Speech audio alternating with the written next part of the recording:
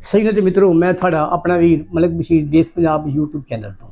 ਸਾਡਾ ਇੱਕ ਸੈਗਮੈਂਟ ਹੁੰਦਾ ਵਾ ਹਾਸਾ ਡੱਕ ਕੇ ਵਿਖਾਓ, ਤੇ ਰੋਜ਼ੇਦਾਰੋ ਆ ਤੁਹਾਡੇ ਲਈ ਖਾਸ ਤੌਰ ਤੇ ਆ ਫਿਰ ਜ਼ਰਾ ਵੇਖੋ ਤੇ ਫਿਰ ਸਾਨੂੰ ਤੁਸੀਂ ਦੱਸਿਓ ਕਿ ਤੁਸੀਂ ਹਾਸਾ ਕਿੱਦਾਂ ਡੱਕਦੇ ਹੋ। रोजा रख के सारा दिन सुते मरे नहीं रहना चाहिए, काम भी करना चाहिए। हाँ जी सही कहते हैं, पान बड़ी भैड़ी शह आए ते रोजा भी नहीं रखन देंदा। वैसे मैं सवेर दा खादा कुछ नहीं गर्मी होवे भावें सर्दी होवे, मैं सारे रोजे सोहरियां वाली खोलदा हुन्ना। रोजा रख के बंदे नूं बस्सां 'च सफर नहीं करना चाहिए, क्योंकि रोजा भी लगदा वा ते किराया भी लगदा वा। मेरे अब्बे ने कहा तू एक भी पूरा रोजा रख लेगा तेनू ईद ते 2 रुपया देंगा।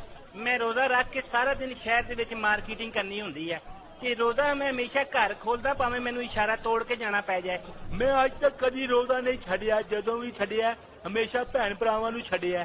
कोई मैनू कहंदा तेरी रोजा रखन दी उम्र है, कोई कहंदा नहीं है, इसलिए मैं कुछ रोजे रखदा कुछ नहीं रखदा।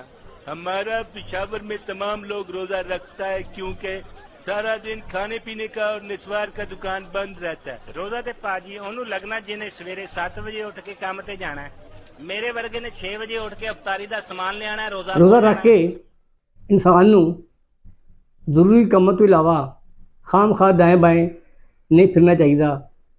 अल्लाह ताला का पाक कलाम पढ़ना चाहिए वा, दरूद तस्बीह करो, अल्लाह नूं याद करो। खरी जिंदगी दे विच फिर ये बाबरकत महीना आवे या ना आवे, जरूर तुसी आ क्लिप्स वेख के इंजॉय किया होना वा, ते इंजॉय करना भी थोड़ा बनता सी। जिवें जिवें पाकिस्तान, जिवें सोना देश पंजाब,